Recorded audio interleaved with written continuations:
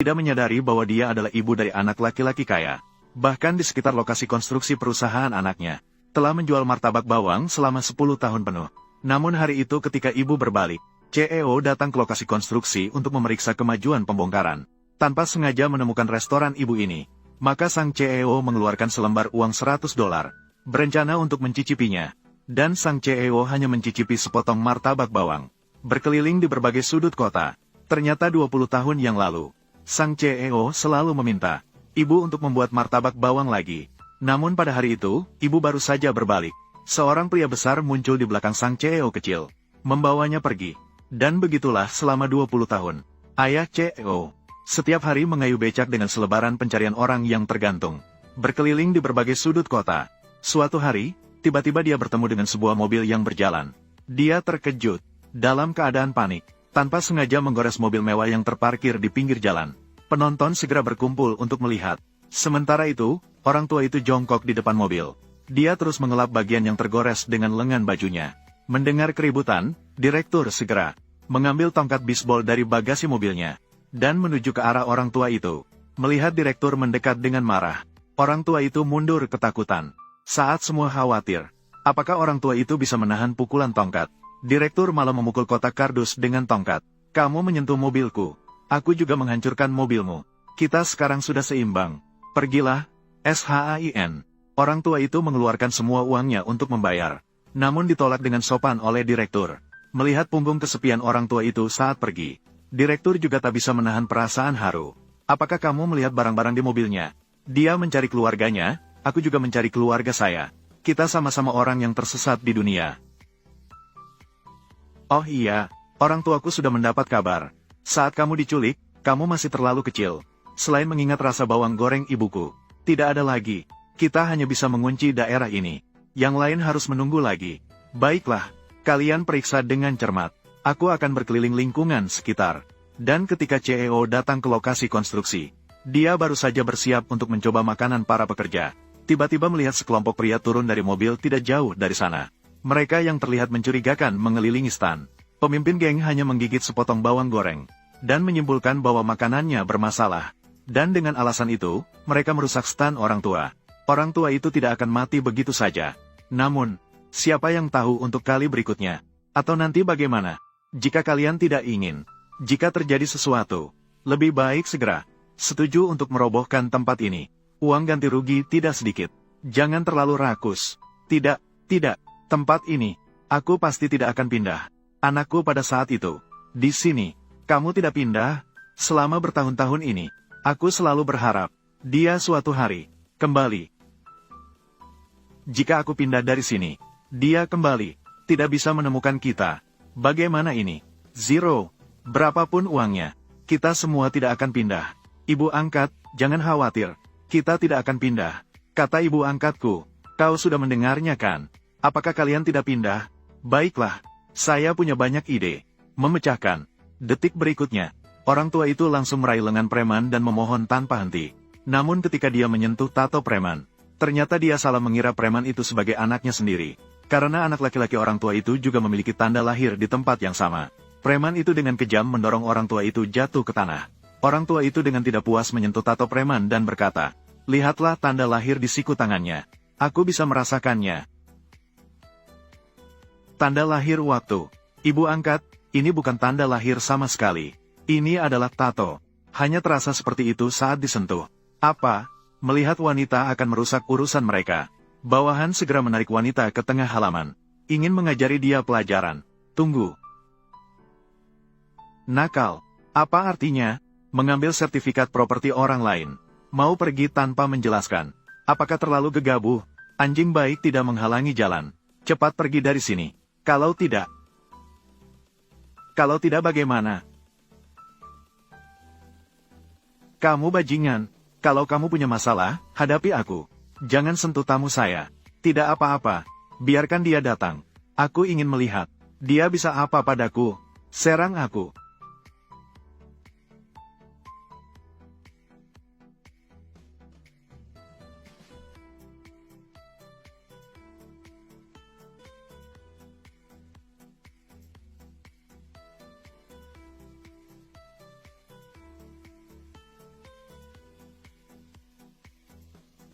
Dia cukup lihai, tapi nakal.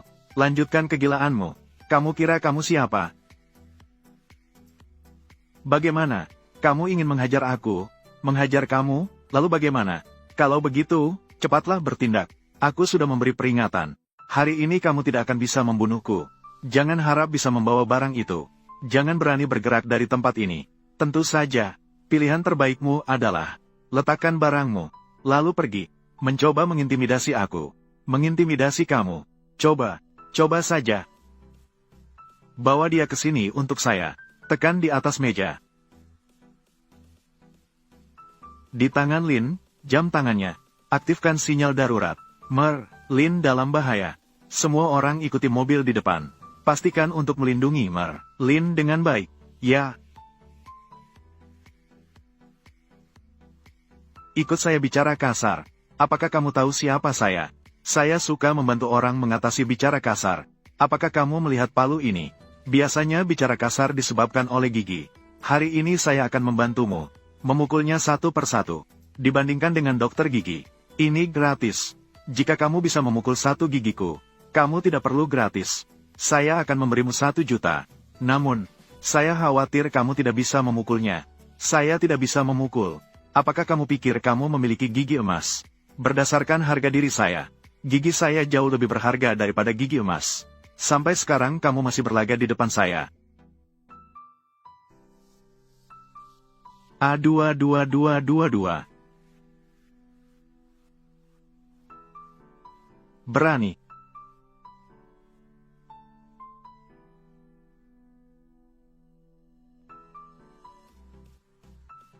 Saya datang terlambat. Mohon maaf. Saya datang terlambat. Mohon maaf. Bangunlah.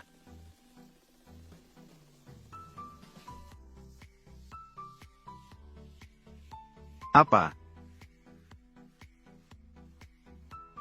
1 juta gigi. Sepertinya, kamu tidak akan mendapatkannya. Siapa sebenarnya kamu? Bicaralah dengan ketua kami. Lebih baik berbicara dengan sopan. Jangan bawa kata-kata kotor. Kalau tidak, saya tidak keberatan menggunakan cara kamu. Atasi mulut busukmu. Kamu berani. Saya adalah Tuan Muda Zhang. Kalian berani menyentuh saya sedikit. Saya berjanji kepada Anda, tidak akan bisa keluar dari Kabupaten Changyun ini. Hanya sebuah Kabupaten Changyun. Masih berani melawan orang dari grup Qiansheng kita. Tidak bisa pergi. Grup Qiansheng. Apa yang ingin kamu lakukan? Apa yang ingin kamu lakukan? Apa yang bisa saya lakukan? Hanya mengajarimu sedikit pelajaran. Alasan apa? Apa yang harus dilakukan? Aku pusing banget. Aku pusing banget. Harus mengganti jika merusak barang orang lain. Sertifikat properti saya. Uang saya. Kembalikan padaku. Sertifikat properti adalah barang berharga. Harus disimpan dengan baik. Tidak boleh sembarangan diberikan kepada orang lain. Terutama kepada orang yang berniat jahat. Saya merasa dia baru saja memecahkan sesuatu. Saya melihat uangnya. Cukup untuk mengganti. Terima kasih, Tuan. Anak saya diculik sejak kecil. Mungkin dia belajar hal buruk di luar. Jangan salahkan dia. Uang ini, biar saya yang menggantinya untukmu. Mungkin dia bukan anakmu. Mungkin saya adalah.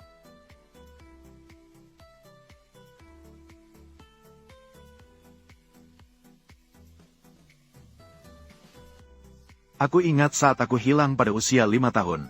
Karena ingin makan kue bawang yang dibuat ibuku. Yang dibuat oleh ibuku. Ibuku membuat untukku. Namun aku malah diculik oleh penculik.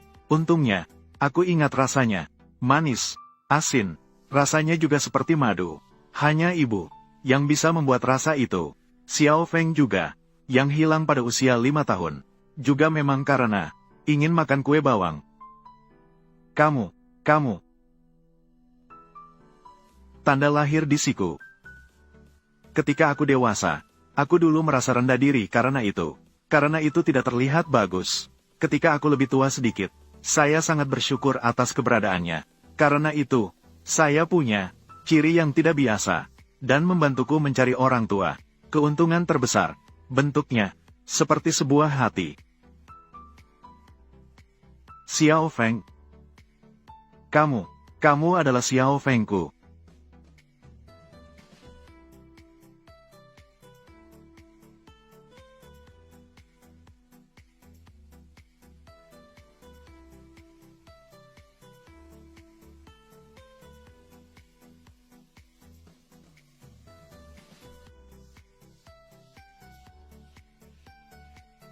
Tuan, ini milik kalian. Ingin apa? Ini, menggores mobilmu.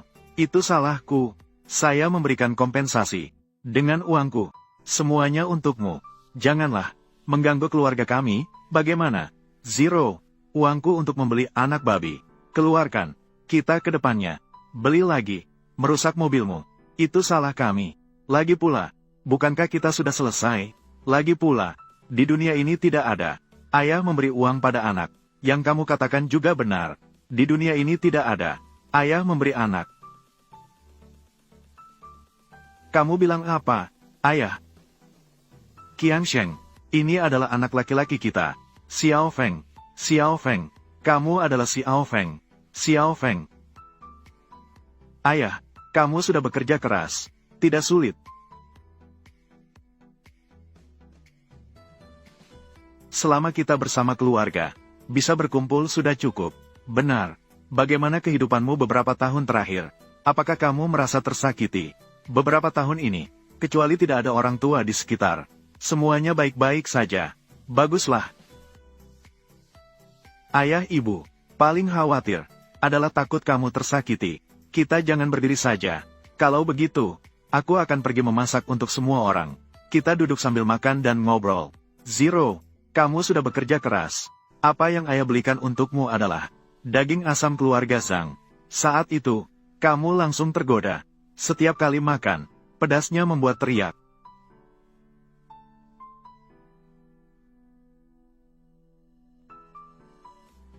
Ada apa, Kak Feng? Makanan ini tidak enak. Bukan, pertama kali makan bersama keluarga. Tak terhindarkan. Mungkin ini makanan terenak yang pernah saya makan. Makanan terenak. Bagaimana bisa tidak enak? Maka cepatlah makan. Baiklah.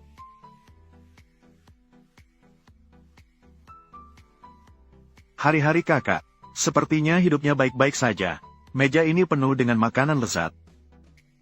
Mengapa tidak mengajak kami? Sepupuku sudah pulang. Mereka sudah punya keluarga sendiri. Mereka sudah siap hidup bersama keluarga. Memulai hidup bersama. Hal-hal sebelum ini bisa dilupakan dengan baik. Adik kedua, adik ketiga, adik keempat. Ayo, 6. Duduk bersama. Lin Feng sudah pulang. Aku dan Johnson, kita semua sangat senang. Tidak sempat memberitahu semua orang. Beberapa hari lagi, kita akan mengadakan pesta. Lin Feng, cepat panggil orang. Bibi kedua, tidak ada terjemahan yang tepat, mungkin merupakan nama seseorang atau sesuatu yang spesifik. Paman kecil. Baiklah, karena Lin Feng sudah pulang.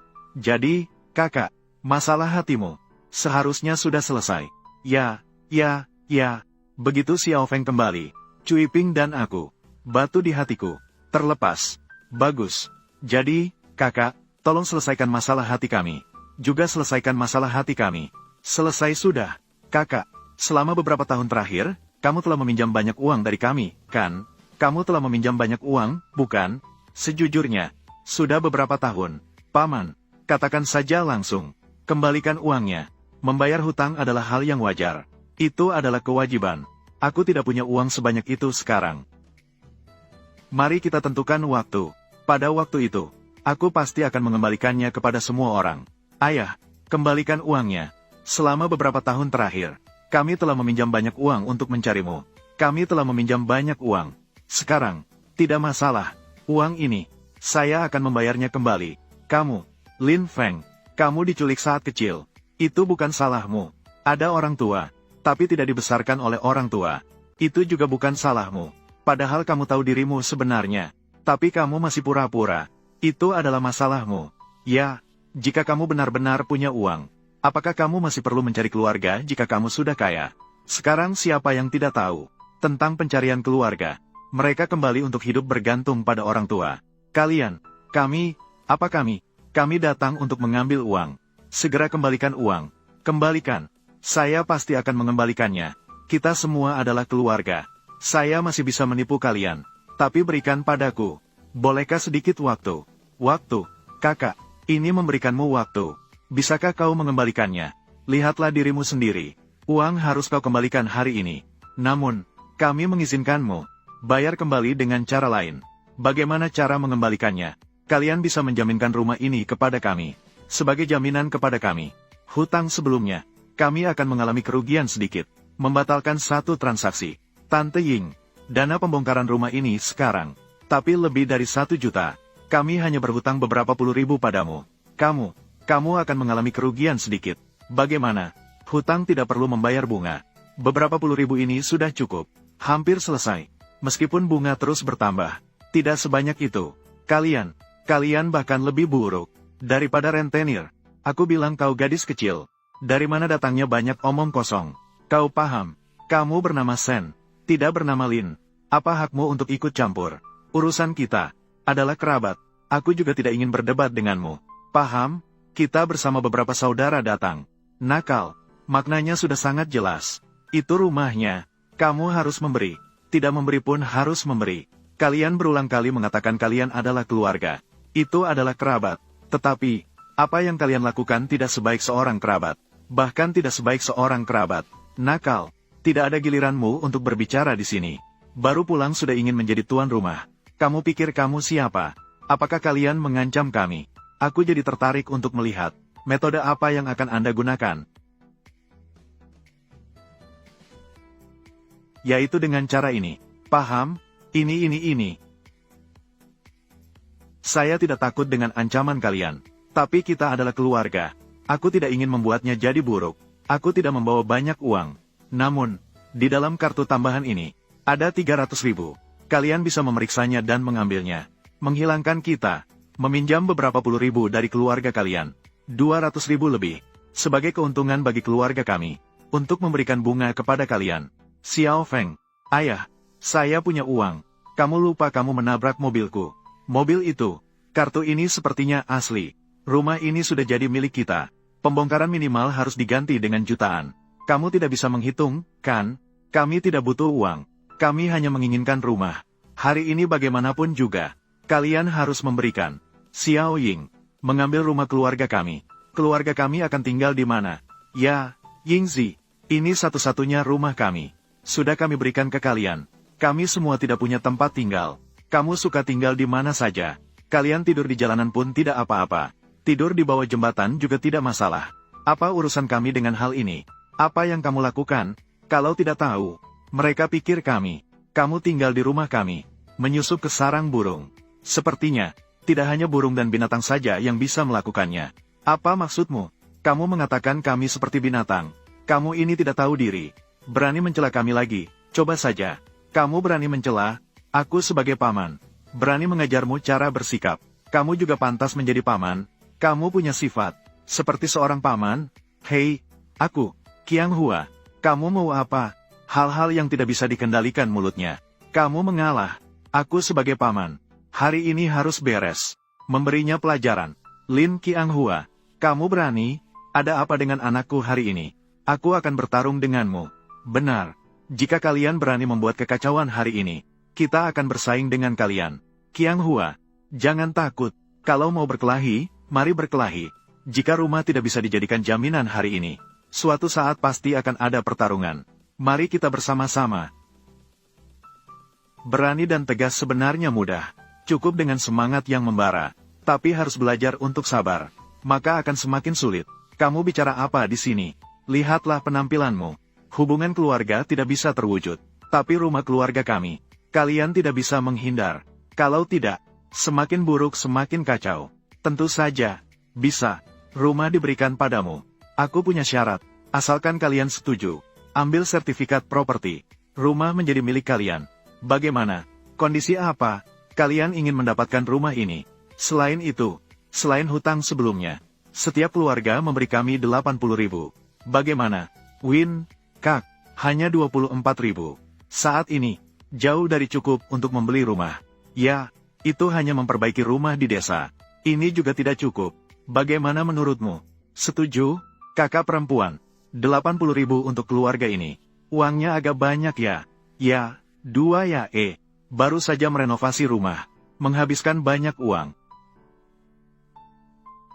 14.000. Ini ditambah dengan sebelumnya. Dipinjamkan kepada mereka. Beberapa ribu. Totalnya. Hanya 30.000. Ini pembongkaran. Setidaknya harus mengganti sekitar 1 juta. Setiap keluarga kami akan mendapat bagian. Semua bisa mendapat 20.000 lebih. Kamu bodoh. Ya, punya uang tapi tidak untung. Itu bodoh. Kita hanya meminjam uang. Pinjaman. Kita juga akan menyumbang untuknya. Bisa. Saya akan mengambil pinjaman. Kalau begitu aku juga akan mengajukan pinjaman. Kita setuju. Tidak boleh menarik kembali. Siapa yang menarik kembali, dia bodoh. Kata-kata tidak cukup. Tulislah sebagai bukti. Sue R. Pergi tulis kontrak. Kita akan menandatanganinya. Kamu juga segera menandatangani. Kita sudah sepakat. Jika seseorang menyesal, siapa yang rugi, harus membayar 5 juta.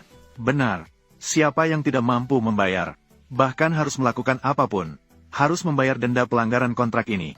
Sudah ditandatangani. Setiap orang mendapat 1 salinan. Nanti, kalian bayar sekaligus. Barang segera dikirim. Baiklah, tunggu saja. 1 jam. Hingga 1 jam. Feng, kakak, mengapa kamu setuju dengan permintaan mereka yang begitu tidak tahu malu? Permintaan mereka yang sangat tidak tahu malu. Lihatlah betapa senangnya mereka. Senang. Saya jamin, mereka akan segera.